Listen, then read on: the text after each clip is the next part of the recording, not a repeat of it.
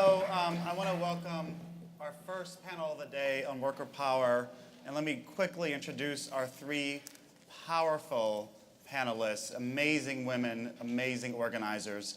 First is Mary Kay Henry, who many of you know is the international president of the 2 million member Service Employees International Union.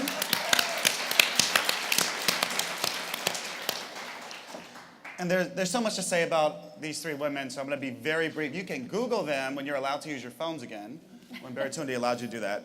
But just to say, in 2010, Mary Kay Henry became the first woman elected to lead SEIU in its entire history.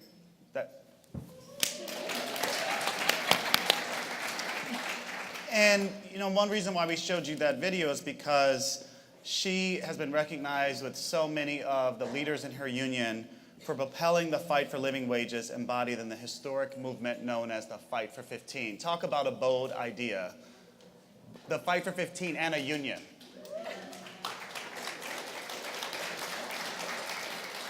Palak Shah is the founding director of Fair Care Labs and the social innovations director at the National Domestic Workers Alliance. Give her some love.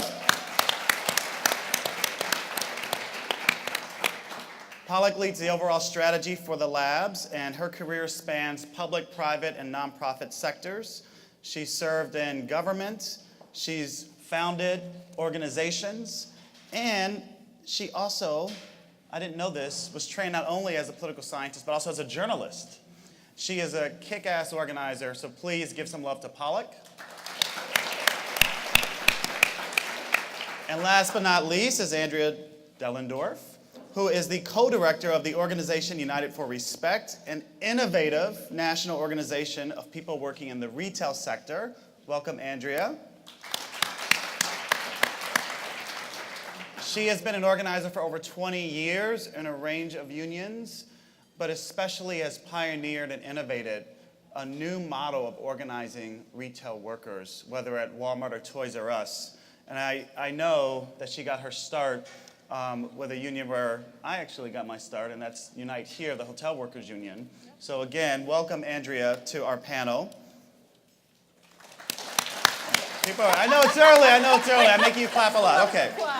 So let me just say a few contextual remarks, because it's not an accident that we're starting this day off with a panel on worker power. It's not an accident. It's an exciting moment in the labor movement. And we have some traditional unions represented here. We have new forms of worker organizing in critical sectors represented here. And there's a lot of stories of decline. The decline of union membership, decline of support for unions, attacks on public and private sector unions. But I want to offer maybe a counter narrative.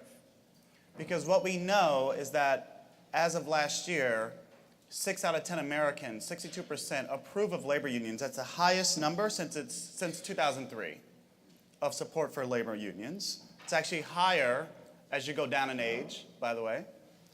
The strike weapon is back. The strike weapon is back. Just look around at teachers in Oakland, in LA, in Denver, in Virginia, in Oklahoma, and West Virginia. The strike weapon is back. So much so, 500,000 workers went on strike last year. That's the most number of workers since 1986. It's the highest number in the 21st century. So something is happening in the labor movement today.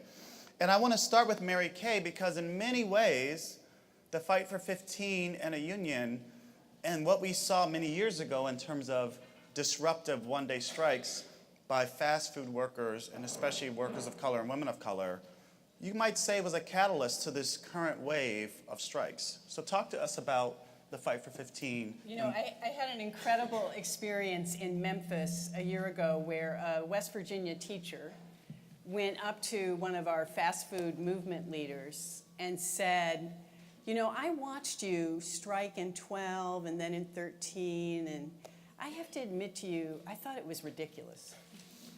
And I am ashamed to tell you, I wasn't sure that your job was worth 15. And then I thought about it and realized that what you were doing was helping me understand that any job that somebody does and works hard at should be able to lead, as you said in this earlier panel, a dignified life. And I think his language was a decent life. And so I got mad at myself because I thought, why is it that I had been led to believe that some jobs aren't worth it in this? And I think one of the things that was so profound, and so then he continues the story and says, so I went back, and when this crazy woman got on Facebook in West Virginia and said we should all strike, I thought, okay, well, if the fast food workers can strike, maybe we should. And many more teachers struck for other reasons, but I think you're right. There was something about this incredibly courageous decision by a very small group of people in New York who were laughed at, ridiculed, told it was a ridiculous demand, and then Adriana in Chicago, that everybody just got to see, experienced the same thing. Manny, her son, is now 7. She's been on strike 13 times. She still can't afford to get out of the basement apartment that has no windows where she cares for him, even though we've raised the minimum wage. And that's why neither Manny nor the leader in West Virginia is going to stop until they have a union. And we think it's going to require rewriting the rules. As you just made that it's one thing to be bold in the demand and to raise wages, which we're proud of, but we see as the first step. And that the second step has got to be to figure out how 64 million workers who earn less than 15 in an economy where corporations and the wealthy, as you all just said, are making out like bandits. Something's got to change, and it can't just change 800 people at a time who are able to make their way through the keyhole from the rules as they're currently written. Only 43% of American workers are allowed under current law to unionize. And even those 43% can't get through all the obstacles. Then there's the other 60 that Palak and Andrea and many other people are trying to wrap our arms around and figure out, how do we write rules that allow people a seat at the table to bargain not just wages up. We're proud of the wages, 24 million, $70 billion transferred in wealth through all these minimum wage fights. But it's insufficient to the real goal of dignity, respect, and a life where we can expect our kids are going to do better than we've done. And so our imagination is that the cities and states where we have the political power together with partners can rewrite rules that for the moment in the private sector are going to be a workaround, is the way we talk about it, because federal law doesn't create the conditions for people to join together at McDonald's and Wendy's and Burger King. And so our imagination is that governors and mayors could write laws that allow those workers to form organization, hopefully with domestic workers potentially, or Toys R Us workers. It could include all kinds of workers in the underpaid sector of the economy, or it could be directly with the employers. And for the fast food workers, our imagination is that we're going to rewrite the rules and force McDonald's, Wendy's, and Burger King to a national table, and the next president of the United States is going to call them into the Oval Office and say, deal.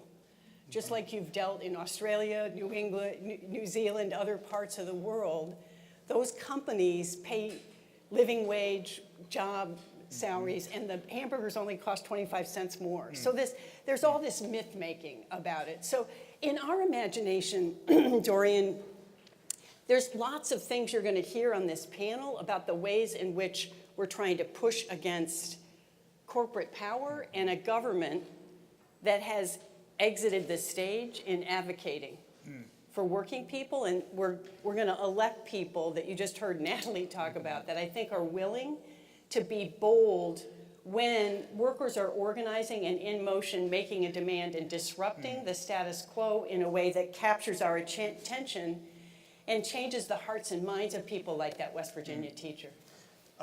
Mary Kay, you mentioned rewriting the rules, and Palak, I'm going to come to you because it's not lost on me.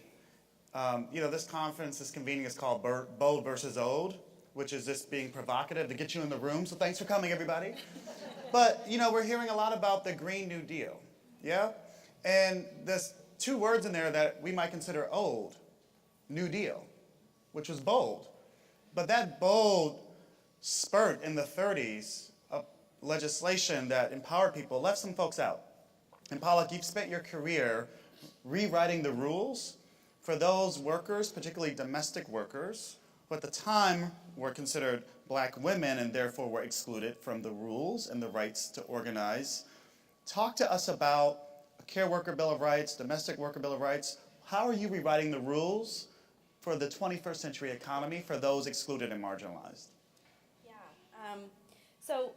I'm here representing the domestic workers of this country, and these are the nannies, cleaners, housekeepers, people who care for the elderly and those with disabilities in our homes primarily. These are folks that are just working in the kind of what we call the Wild West part of the economy where anything goes. And for generations, this group of people have been invisible. They've been invisible in our culture. They've been invisible in our economy. There's kind of invisible scaffolding underneath homes and what enables other people to go to work. And they've been invisible in our laws. And the irony about this is that this group of people, which is predominantly women, right? Part of the invisibility of why this work is not even seen as real work is because it's deemed women's work, this act of caring and cleaning, and which is work, as many of you know, and I think all of us know that it's work, is that the irony about this is that these actually are some of the jobs of the future in this country. So when you think about what are the fastest growing jobs in the country, where do we see that growth? Which jobs cannot be automated? Which jobs cannot be outsourced? These jobs are here to stay, but the conditions of these jobs in this country, partly due to very, very stark exclusions under the New Deal, under lots of different kinds of laws that didn't extend minimum wage and overtime protections to two groups of workers, farm workers and domestic workers. The right to unionize. The domestic workers of this country have never had that right? So there's a whole history of those exclusions, and part of what we've been working on through the Domestic Worker Bill of Rights is what began in our movement as an intervention around just ending some of those exclusions, right? So if you think about statewide bills that we've passed in New York and California and all these places, partly with the help of our union sisters and brothers, the idea was to essentially put a floor in what was a Wild West, bottomless pit type market.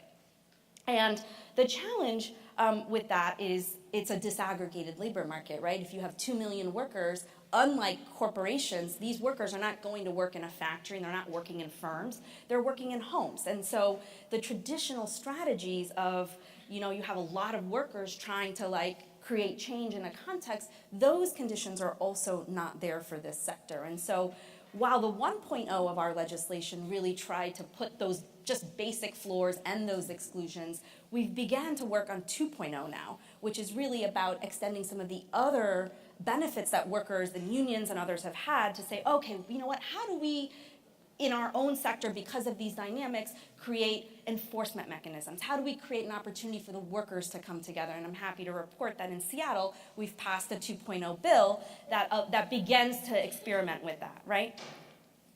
3.0, which I think this conference is about bold, right? We don't have that yet. We don't have bold yet in terms of 3.0, which I believe, especially in our sector, because of the way that firms and corporations and technology capital are entering into these invisible informal markets and formalizing them, 3.0 will have to be about the labor market functioning itself, the dynamics of the fact that labor markets, care labor markets in particular, are becoming digitized, privatized, and corporatized. And we don't have a clear intervention for who gets to own the entire labor market. And right now what we're seeing is a shift from an atomized underground market into something that is owned essentially by venture capital.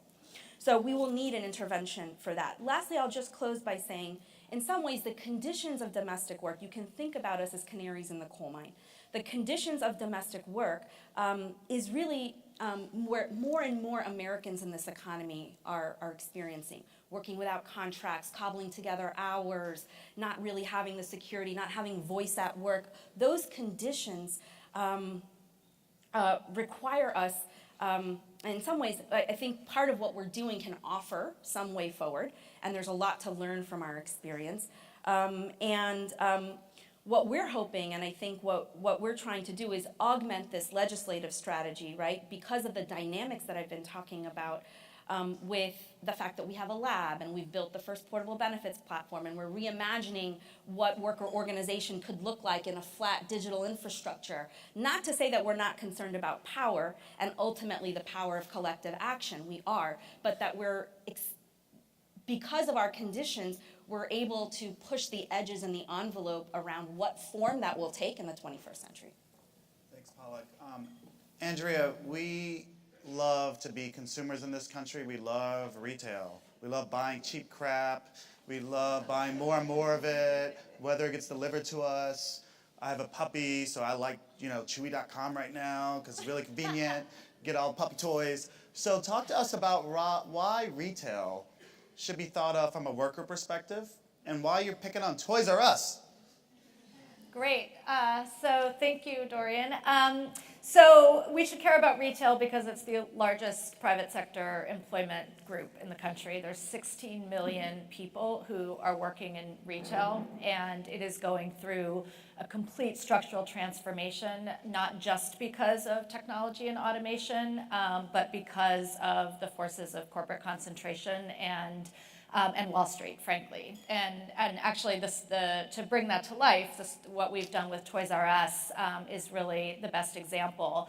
And I'm sure most of you here have shopped. If you have kids, you've probably shopped at Toys R Us, yes? And so you probably followed that last year, Toys R Us went bankrupt, and 33,000 people were put out of work. And these were folks who had been with the company, some of them for 3 decades. There were multi-generational, households who all worked there. People's kids were connected to this place. So it was very, very jarring, very disruptive. And the story that got told, we can all imagine what it was and maybe remember, which is, brick and mortar retail is under complete threat by Amazon and the rise of e-commerce, and they're just old school. They can't compete. The world is changing and they can't keep up. It's really sad, but what are we going to do? But we, as part of our work, have a vast network of people who work in retail, and we do a lot of our work on social media. It was great to hear the example of the West Virginia teacher heard about the strike on Facebook, and so we went to where we are, which is on Facebook, and we started reaching out to people who worked at Toys R Us to say, well, what's really going on here, right? Is this really the story? What's happening? And then we leaned in to do, a lot of, corporate research to figure it out, and that actually it did have to do with e-commerce, but the story was much deeper, which is in 2005, KKR and Bain Capital and real estate giant Vornado bought Toys R Us. And prior to that point, the jobs had been good. They were full-time jobs. People had benefits. People even had, 401ks. They were stable full-time jobs. Not great pay, but pay that you could spend 30 years of your life living at this job. Once these firms bought them out, the repayment that Toys R Us had to make to these firms meant that they had just much less capital to invest in their workers, so they started part-timing the work, hiring people at much lower pay, destabilizing and totally transforming what the jobs were. And then ultimately, and they didn't have the money to invest in technology, right? They couldn't update and compete with Amazon and other online retailers because they simply didn't have the capital because it was all going to Wall Street. When they shut down finally, 33,000 people didn't even get a pension. A severance, like nothing. Like people who'd spent 30 years at this company, whereas just massive settlements. And that went to the Wall Street firms that had bankrupted them. And so we got people in motion and very quickly had 6 people immediately go to Congress to talk about why we need bankruptcy reform and regulation around Wall Street. Then we took folks on direct action and had about 70 people take direct action in the lobbies of these companies, in the Toys R Us stores, and then 150 actions around the country. People went and met at probably 20 different pension fund meetings. We were thrilled to have support from Mary Kay and SEIU to help put pressure on these guys, and we're able to actually win a $20 million severance for workers, which is... But most importantly, right, it's now a platform for people to be able to win, not only just win for themselves, but be a part of moving structural change and are actually part of conversations around how do we regulate and change bankruptcy law so that people don't lose their severance. And people are very clear, and they're all still engaged, that this was one win, but it's a pathway on our way to actually make and affect structural change. And so there were 3 lessons for us on this. One was there's a lot of very passive voice conversations that happen in our world around the nature of work is changing. Technology is disrupting the work. The social safety net is no longer meeting the needs of this new changing workforce.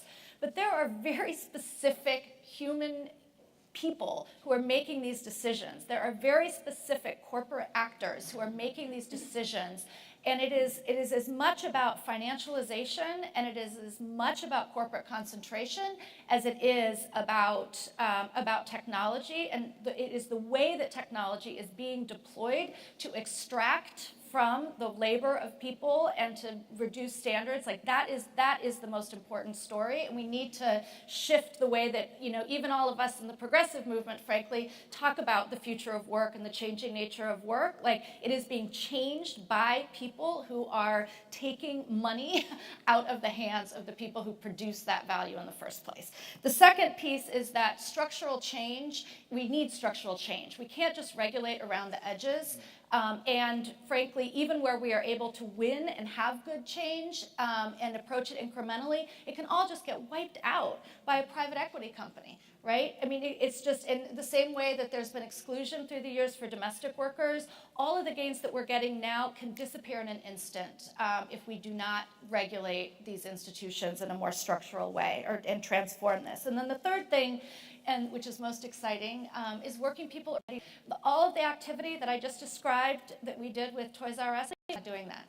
We had one organizer was able to do all of that activity and end up winning this $20 million settlement.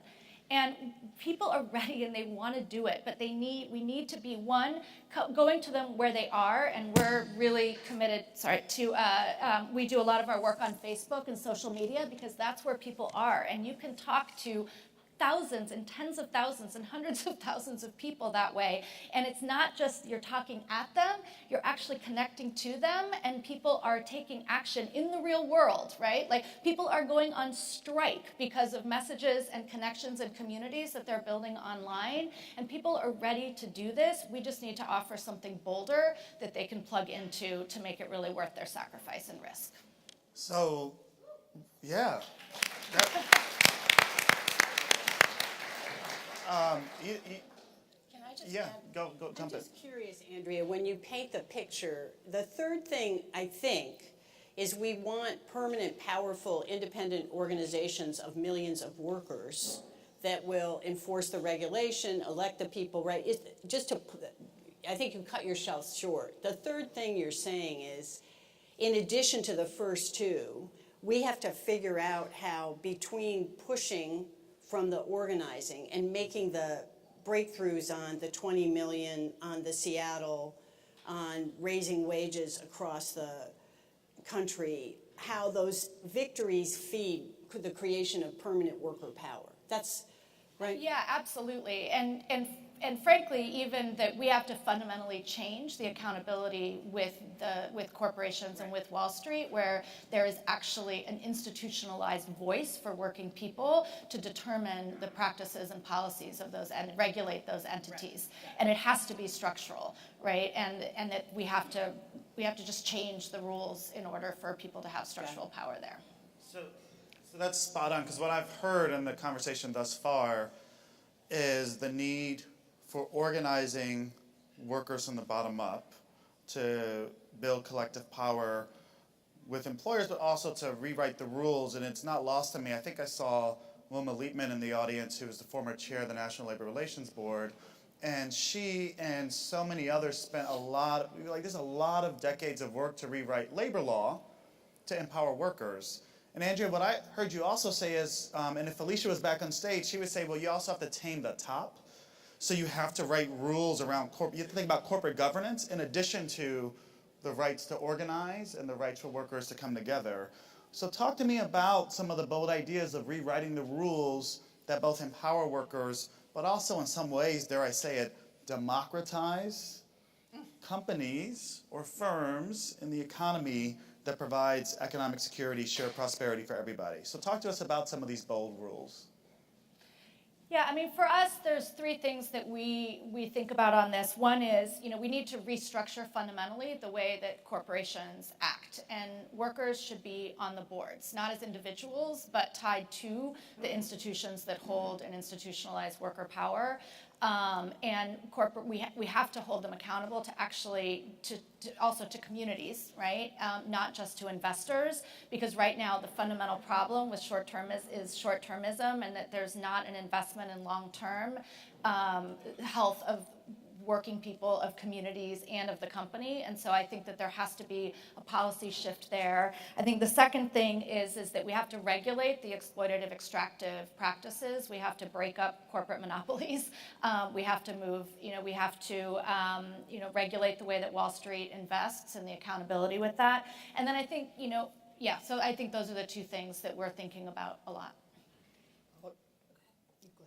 Well, I was going to say, our context is a bit different, where we don't have the predominance of firms in the sector, but there are millions of people that are working in this economy that don't have a corporation that's kind of sitting on top of the conditions.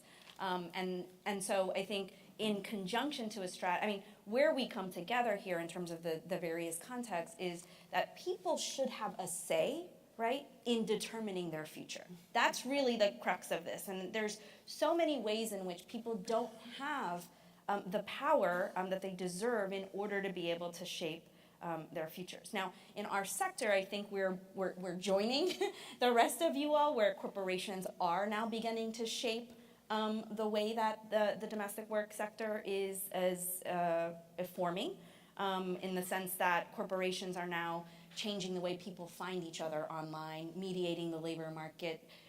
Corporations are determining how you get paid, what kinds of expectations you have on the job in terms of the way that technology, not business technology, but just the way that technology is changing all of our lives, right? And so I think we're in a really right moment, at least in the domestic work sector, to really think about, we're on the early end of it, but because so many of the corporations that are entering into domestic work are technology corporations, the ability, what we're seeing right now is that you can scale inequality that exists offline really rapidly online if we don't actually figure out an intervention to that, right? And so, and a lot of that, so much I think of the labor movement's rightful focus has been around the working conditions when people are on the job, and we need to continue to improve that, whether that's expanding beyond wages and benefits and all the kinds of conditions of work. But I think part of rewriting the rules really is about thinking much more broadly about the economic role that labor markets play in the way that and that influences both our politics and our economy, and how is it that we govern that? Because when that's under private control, whether that's through the offline version or the earlier version of mediating agencies, staffing agencies, whatnot, the changes that we're seeing with technology corporations matching supply and demand in large scales with 2 million, 3 million, 10 million people on labor market platforms, that is shaping norms and terms in the industry. And I'm not an economist, but I know there's a lot of you out here. what I've been really thinking quite a lot about is how a bold intervention that we are going to require is regulation that addresses monopsony power that is beginning to emerge versus just monopoly. So you just threw out some big words. So monopsony, monopoly, can you break that down for us? Well, I'm sure others can too here, and you kind of an economist, but from the way that we see it, just think about the domestic workers of this country. For generations, atomized, everybody's out there on their own, people are finding work through flyers, and a lot of people say, oh, it's actually a pretty inefficient labor market. People, there's ways in which we can smooth the way that the labor market functions in helping people find each other. And we think that's great. We want people to find more work.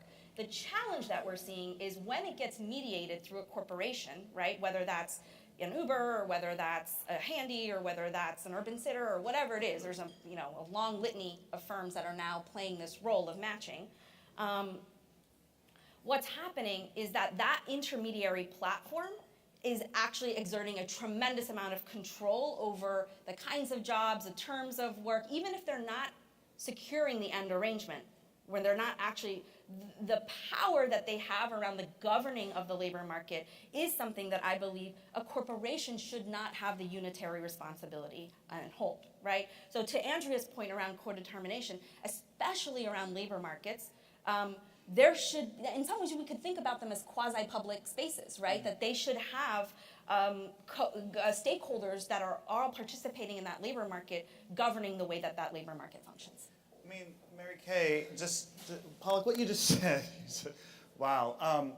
It reminds me of the notion, simply put, that democracy stops at the workplace door. We're like all about democracy in every place. You just said the workplace is a public, quasi-public space, but we've accepted since the founding of this country that democracy does not apply to the workplace. And we barely accept that it applies to the political sphere. I think voter suppression, I go on. So why, I mean, this is a really bold, dare I say, radical idea that somehow there should be worker voice in the workplace, and some democratic principle should apply to the workplace.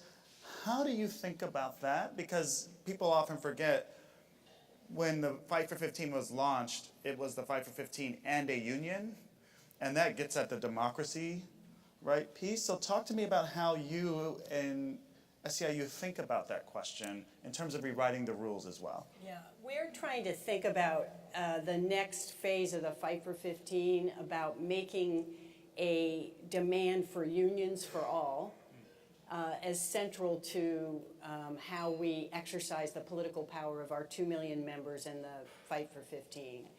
And that's why it was so important to our union to lean in and back what the domestic workers wanted to do in Seattle, because it's rewriting the rules in a way that helps electeds, partners, working people understand that those workers having organization in Seattle is good for all of us. That allows them to have a voice, they participate, there's an exercise of leadership, there's all these benefits for all of us. The same with leaning our political and pension power in on Tories R Us was a way for that effort to make the case on the problems that Andrea so outlined. I think the thing to your question, though, Dorian, about the way we think about rewriting the rules is because it's broken at the top in the way that the panel just described, and because there is an interest in the uprisings that are occurring, but a lack of imagination, in my belief, about what those uprisings could, how it transforms our economy and democracy to have 50 million people in organization. Like, imagine if there was permanent organization of 50 million more people who, as we've heard, are like banging down our doors because I want to do something. And I've seen that when people join together, they can change things. They can put more money in their pockets. They can have dignity and respect and be invisible no more. They can get the severance pay on the bankruptcy. So our imagination is, what can Gavin Newsom do in California with the 4.7 million people who aren't in an organization but are on their way to 15, in imagining how they, through, let's write some rules that would either create an organization of 4.7 who's saying, okay, hey, we got our wage increase, now we want regular hours, and we don't want to get burned on the job, and we want to fight for citizenship, and we're going to insist that Black Lives Matter, because the movement that's occurred is way beyond the workplace. It is a fight for our lives in the sense of the organization of workers, in my mind, has a fight for justice on every front that begins with how I'm treated for the majority of my day. So that's one question. A second question is, should we rewrite rules based on the energy that's created for domestic workers? So let's back that organization. But the idea for me is Gavin Newsom is rewriting rules for family child care workers after 15 years of our union, like backing these women who care for 5 to 6 subsidized children in their homes and are sick of being called babysitters because they're building the brains of the next generation and have been marginalized and not respected for too damn long. But as Palak knows, there's way more women in that state doing childcare. And it'd be so cool if we could expand our old version of what we thought was new and breakthrough of 40,000 immigrant women getting to, I'm going to guess, 1 million that are doing that job in the state of California. Imagine if 1 million of them could fight for their dignity, but more they want to make a global contribution to our competitiveness. That's how they talk to me. That's what I was just with a group of them. And they're like so pissed about the babysitter thing, and they want more development and training. So we've rewritten rules in the state level where we're allowed, I can call them workarounds. Our union has been built on workarounds. We represent 600,000 home care workers because we rewrote rules in 14 states that the Trump administration is now going to defund the ability of home care workers to collect dues off of Medicaid because they don't like those workers exercising power. And so there's a pushback happening. But imagine with the innovation that's happening out of NDWA, 4 million domestic workers, home care, child care, being in some form of organization that we incubate where we have political power, and it shines a light to the national level of how we have to create this shift at the national level. So it's the rules that were written that excluded domestic farm worker, independent contractors, gig workers, are the places of innovation. But the thing we're trying to challenge government to consider, governors and mayors, is the franchise sector, the 4 million fast food workers, being in organization in New York City, Chicago, and LA could rock the house of these multinational corporations. And what could our political power in those cities do that pushes up the ability to have a national solution? Because sectoral bargaining is something that happens all over the world. Co-determination happens all over the world. It has to happen in the United States of America. And we've got to figure out together how to knit these ideas together into a comprehensive, because I do agree that with the sentiment here, which is there is a huge hunger and there is a willingness to do things that you've never considered before. Like Adriana Alvarez, I never thought I'd strike. I thought the organizer was nuts. And I worried about my child because my store manager started harassing me the day before the strike, saying they were going to change my schedule, which they knew would totally screw up my little eco-balance with Manny. But I kept thinking, what do I do, what do I do, what do I do? And it is about the fight for her child. And my experience is that all these workers are willing to lay down their lives for the next generation, and that this is our moment to back their courage and change the rules for the next generation. So I want to stay on this theme of, So I'm going to make this, we're going to do 2 speed rounds here. I'm going to start with you, Andrea. So I want you to talk to us about why this is the moment for innovation, to go bold, and talk to us about, in terms of this moment, how are you reading it with, teachers going on strike in red states, with what you've seen with retail workers? Why is this the moment? I think this is the moment because on the one hand, things are becoming so much more unstable and precarious for people. And at the same time that for all of the challenges and all of the flaws of social media, I feel like the proliferation of ideas and connection and ability for people to not have their worldviews shaped just by what they see in the news and what gets filtered out, I think has changed the ability of people to communicate with each other outside of the institutions that have traditionally existed. And I think that people are able to, we've tracked that in our network alone, there have been 3 million conversations around work happening and the instability that people face within our network. And before, you kind of talked to people in your work site, and maybe you were part of a union, and so you went and you were involved, so maybe you went and met with other people. But now people are actually having this conversation, and they are connecting with each other and realizing that there is a shared experience and structural challenges, and I think people's ability to take leaps both in what they believe and how they connect with each other, and then be willing to then take big, bold action off of that, I think has really shifted the terrain. I think that the people of this country, especially folks who are working for less than $15 an hour, have realized that more of the same will get us absolutely nowhere. And I think from the experience of our workforce, the part of the boldness actually comes from knowing that there's no place to go but up.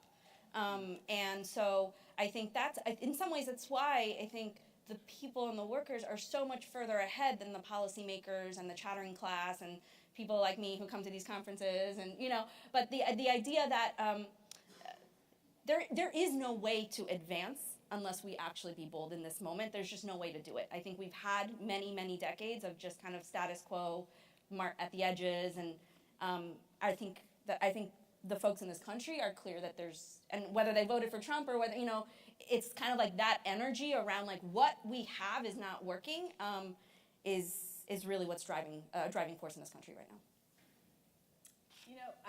now. I think it's always been the moment.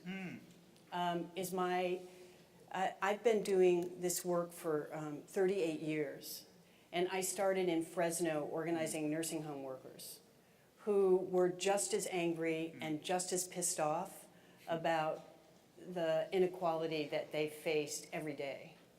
And I think what's different now is there is this, Andrea and Palak have just spoken to it, there is this sea change in an understanding about this is not my fault.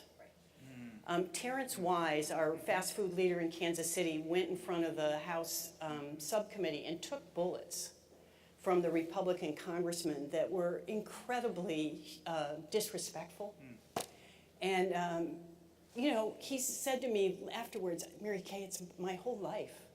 Like, it ran off my back because, and it was about why didn't he go to school and why didn't he become a truck driver and blah, blah, blah, blah, lecturing him about his individual deficiency or whatever. And this is after he tells the story that he has to quit school at 14 to go to work to help his mom because his dad's been disabled. This very complex ecosystem that, get a clue, is happening for half of our nation and has been for decades. Yeah. But I do think what we're speaking to is that people now have enough of an experience of people taking risks and thinking, God, I can make a change. Like the New York fast food worker, Alvin Majors, says to me, people used to spit on me through the drive-through window. I now walk through the streets of Brooklyn and people ask for my autograph. And it's 6 years. You know what I mean? And so that sea change about the sort of respect with, wait a minute, this is not my fault. The economy structured me into this shitty job. And racism structured me into this shitty job. And both things have to get changed. And so I think the moment is that I have to tell you, the thing that keeps me up at night is, are we going to meet it? And that means, as organizations, are we going to fuel the anger and the organizing so that it gets big enough to actually push neoliberal thinking and corporate power far enough back to restructure things? And I do have incredible hope that if we can throw ourselves together at it with a whole ecosystem and with governors and mayors who have guts, because we need people to experience victory on organization, and just like they've experienced victory on wages going up. Because that's what was so exciting to me when the wage board got called in New York by the governor, and nobody thought the wage board would ever get called. It was used during World War II, and it's blah, blah, blah. And, the wind got strong enough so that it was in his political self-interest to call it. And then it issued, a $15 statewide wage. None of this regional stuff. And people thought, shit, if we can win that, maybe we can stop and frisk, and maybe we can stop deportation. It raises people's confidence that, hey, I did that. Okay, I don't have to settle for this life. That's what I think that's the thing that I find exciting. That's why it's always been the moment for me, because organizing has always been that transformative in my lived experience. But there's a way to go to scale in this moment like never before, because we have people like Stacey Abrams and that are echoing in a way that hasn't happened. That was a great teaser for the rest of the day. Well done, Mary Kay. I so appreciate that, doing my job for me. Thank you, Andrea, Palak, Mary Kay. There's almost 100 years of organizing experience on this panel, even though they look like they're babies. But let's give it up.